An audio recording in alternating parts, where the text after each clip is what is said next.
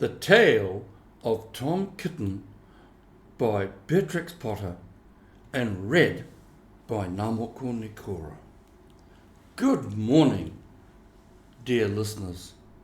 Once again, we have another enchanting story by Beatrix Potter.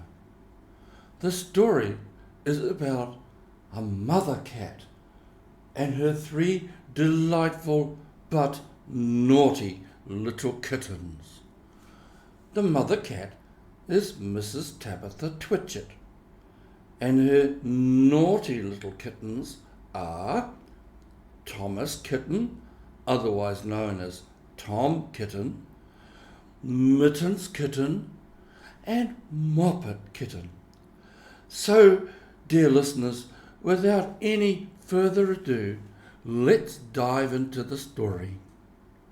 Once upon a time, there were 3 little kittens, and their names were Mittens, Tom Kitten, and Moppet. They had dear little fur coats of their own, and they tumbled about the doorstep and played in the dust. But one day, their mother, Mrs. Tabitha Twitchit, expected friends to tea. So she fetched the kittens indoors to wash and dress them before the fine company arrived. First, she scrubbed their faces. Then she brushed their fur. Then she combed their tails and whiskers. Oh, but Tom was very naughty, and he scratched. Mrs. Tabitha dressed Moppet and Mittens in clean pinafores and tuckers, and then she took all sorts of elegant, uncomfortable clothes out of a chest of drawers in order to dress up her son Thomas. Tom Kitten was very fat, and he had grown. Several buttons burst off. His mother sewed them on again.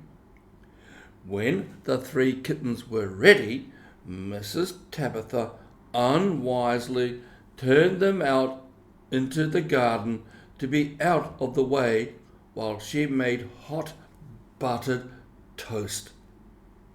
"Now, keep your frocks clean, children. You must walk on your hind legs.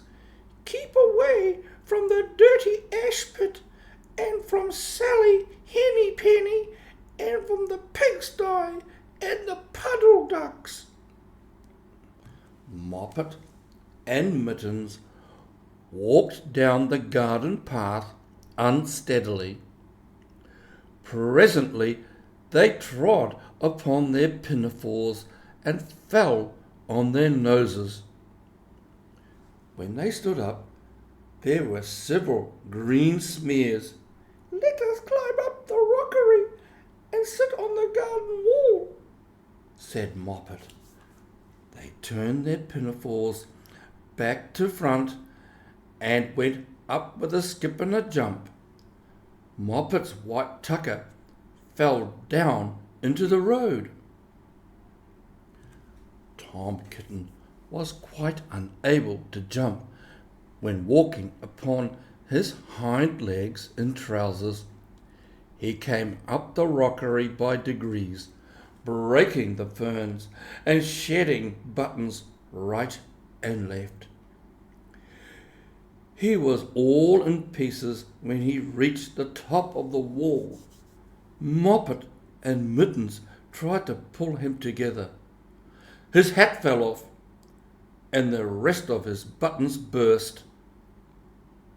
While they were in difficulties, there was a pit, pat, paddle, pat, and the 3 puddle ducks came along the hard highway, marching one behind the other and doing the goose step.